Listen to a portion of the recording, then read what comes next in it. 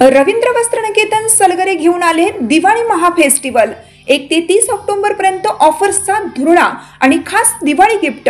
नारायणपेठ साडी 333, काजूकतली पैठणी 693, गजलक्ष्मी पैठणी 754, राजहंस व Kalanjali Paithani 747, linen shirt 387, khadi shirt piece 243 आणि boy shirt फक्त 199 मध्ये।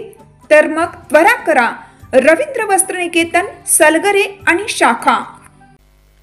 ताज्या बातम्यांसाठी महान करेला सबस्क्राइब करा आणि बेल आयकॉनला क्लिक करा। भोगावती अपघात प्रकरणातील दोषींवर कारवाई करा। नातेवाईकांनी कोल्हापुरात काढला भव्य मोर्चा। कोल्हापूरच्या राधानगरी तालुक्यातील कुरुकल्ली येथे भोगावती बस स्टँडवर 2 महिन्यापूर्वी महाविद्यालयीन तरुणीचा अपघाती मृत्यू झाला होता। मात्र हा अपघात नसून घातपात असल्याचा आरोप मुलीच्या नातेवाईकांनी केला आहे। प्रज्ञा कांबळे या तरुणीचा कॉलेज समोर असलेल्या बस स्टॉप जवळ अपघात झाला होता। मात्र हा घातपात असल्याचा आरोप वंचित बहुजन आघाडी आणि प्रज्ञा कांबळे हिच्या नातेवाईकांनी केला आहे।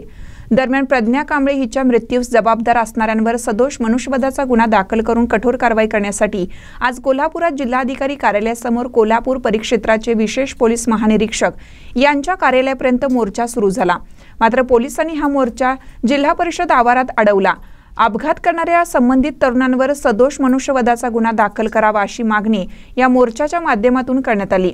शिवाय पोलिसांकडून हे प्रकरण दडपलं जात असल्याचा आरोप देखील नातेवाईकांच्याकडून करण्यात आला। यावेळी पोलीस प्रशासनाविरोधात जोरदार घोषणाबाजी करण्यात आली।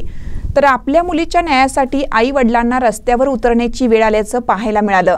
दरम्यान या प्रकरणी दोषारोपपत्र सादर करण्यात आले असून दोषींना कठोरातील कठोर शिक्षा व्हावी यासाठी आम्ही प्रयत्नशील असल्याचं करवीर पोलीस ठाण्याचे पोलीस निरीक्षक किशोर शिंदे यांनी सांगितलं।